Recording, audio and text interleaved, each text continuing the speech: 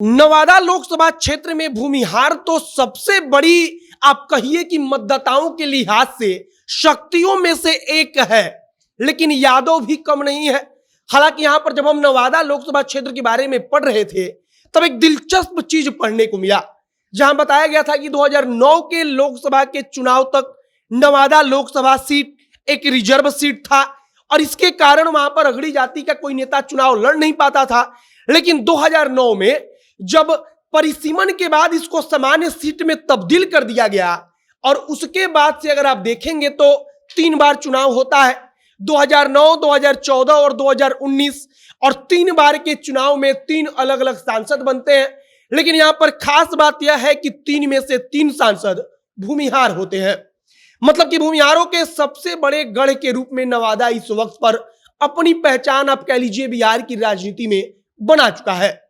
नवादा लोकसभा क्षेत्र अमित शाह के दौरे के बाद से चर्चा में है तथा नवादा के बारे में आपको जानना यह भी महत्वपूर्ण होगा कि यहां पर ऐसा नहीं है कि सिर्फ भूमिहार के चाह देने से ही सब कुछ होगा, बल्कि यहां पर यादव भी पर्याप्त मात्रा में है, मुसलमान भी है। लेकिन आखिरकार चूक कहां हो जाती है, जिसके कारण यहां पर सिर्फ सामान्य सीट बनने के बाद से भूमिहार ही सांसद चुना गया।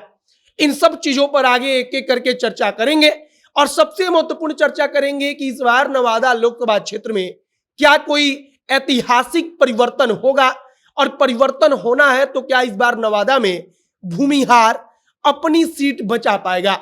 बाकी नमस्कार, मेरा नाम है मोहित कुमार सिंह और आप देख रहे हैं हमारा विशेष कार्यक्रम एक्सप्लेनर। नवादा लोकसभा क्षेत्र के बारे में कहा जाता है कि यहां पर अगर कोई एक बार सांसद बन जाता है तो दूसरी बार अगर वह चुनाव लड़ता है तो हार जाता है, और एक बार मात्र ऐसा हुआ है जब नवादा से कोई सांसद लगातार दूसरी बार चुनाव जीत पाया हो। और शायद इसी कारण से जब साल 2009 में भोला सिंह उनको भारतीय जनता पार्टी ने उम्मीदवार बनाया, तब 2014 में उनकी लोकसभा क्षेत्र को बदल करके बेगूसराय कर दिया गया और भोला बाबू बेगूसराय से सांसद बन गए। और 2014 में यह सीट जो नवादा की थी उसे गिरिराज सिंह को दे दी गई और गिरिराज सिंह 2014 में नवादा से सांसद चुन लिए गए। और इसके बाद आइए साल 2019 का चुनाव आता है, तब गिरिराज सिंह को नवादा से हटाकर बेगूसराय भेज दिया जाता है और भोला बाबू की जो सीट थी वो खाली हो चुकी थी और गिरिराज सिंह बेगूसराय से सांसद बनते हैं तथा नवादा में सूरजभान सिंह के भाई को लाकर शिफ्ट किया जाता है और यह सीट भाजपा खुद छोड़कर लोजपा के पाले में डाल देती है। लेकिन गौर कीजिएगा कि 2009 में भोला बाबू, 2014 में गिरिराज सिंह और उसके बाद 2019 में चंदन सिंह, मतलब कि 3 सांसद, लेकिन तीनों भूमिहार ही रहते हैं।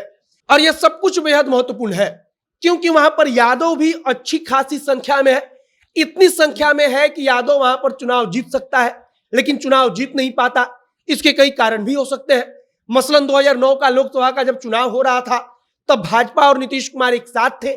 एक कारण यह हो सकता है कि भोला बाबू चुनाव जीत गए। 2014 के चुनाव में नीतीश कुमार अलग लड़ रहे थे, भारतीय जनता पार्टी अलग लड़ रही थी और इधर जो राष्ट्रीय जनता दल थी वो अलग लड़ रही थी। तो शायद 2014 में गिरिराज सिंह नवादा से जीत गए, इसका कारण यह हो सकता है। इसके बाद आइए 2019 पर, तो 2019 में फिर नीतीश कुमार और भारतीय जनता पार्टी एक साथ मिलकर चुनाव लड़ रही थी और लोजपा उसी गठबंधन का हिस्सा थी, तो शायद चंदन सिंह चुनाव जीत गए।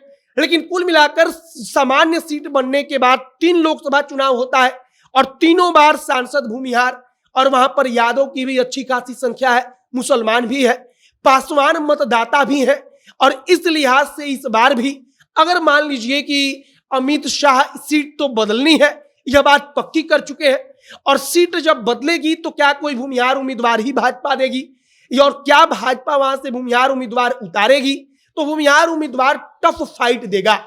और टफ फाइट को लेकर इसलिए चर्चा चल रही है क्योंकि चिराग पासवान साथ में है, तो कहा जा रहा है कि वहां पर पासवान जाति के मतदाता अच्छी खासी संख्या में है और इस लिहाज से फिर से नवादा में भारतीय जनता पार्टी एक बार अजय बढ़त बना सकती है।